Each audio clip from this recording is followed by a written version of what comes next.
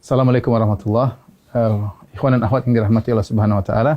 Subhanallah, Ramadan kali ini Ramadan spesial, bermunculan imam-imam baru yang sebagian di antara mereka mungkin tidak pernah menjadi imam tarawih seumur hidup. Namun pada kesempatan kali ini mereka harus menjadi imam demi untuk menegakkan ibadah di rumah-rumah mereka karena kondisi pandemi yang ada. Maka yang jadi masalah sebagian dari mereka tidak memiliki hafalan Quran atau hafalan Qurannya sedikit, tidak banyak.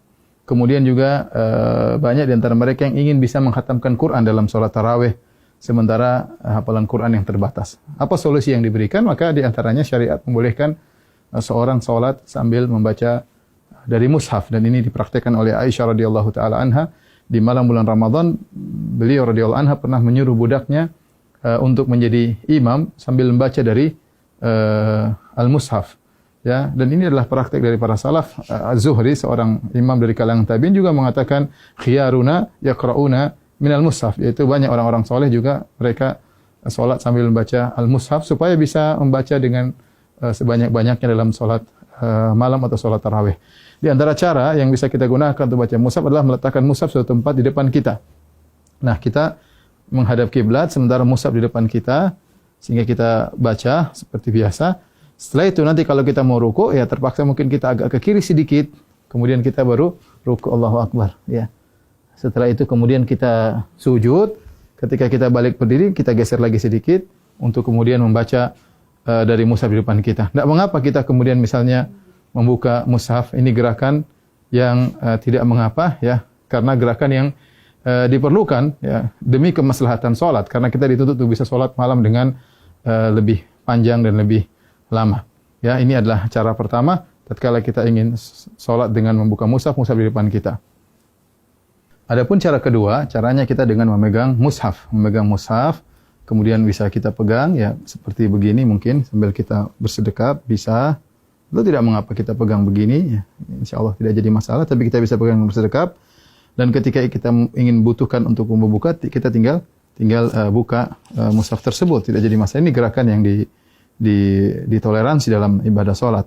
Nah, ketika kita ingin ruku atau ingin sujud, maka kita bisa meletakkan di meja seperti ini, baru kita ruku.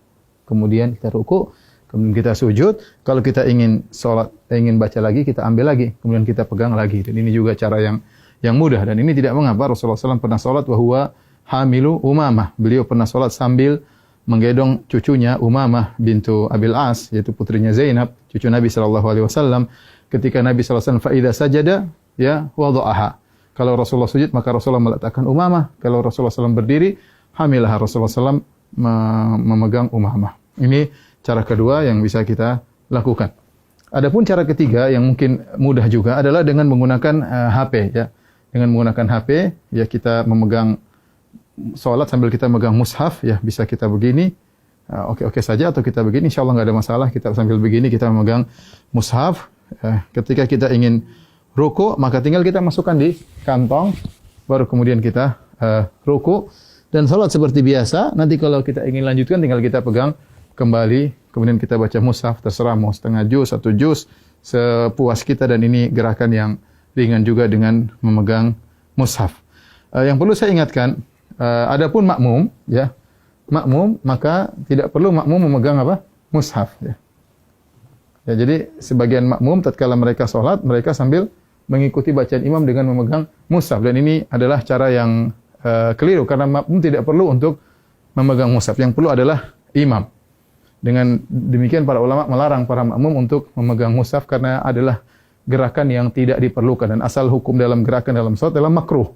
Karena ini gerakan yang tidak diperlukan, maka mereka tidak disyariatkan untuk memegang Al-Quran. Semoga para ikhwan yang jadi imam-imam baru di tahun ini, semoga bisa menjalankan ibadah dengan sebaik-baiknya, dan bisa membimbing keluarga dalam melaksanakan, mengisi hari-hari mereka, waktu-waktu mereka di malam-malam Ramadan.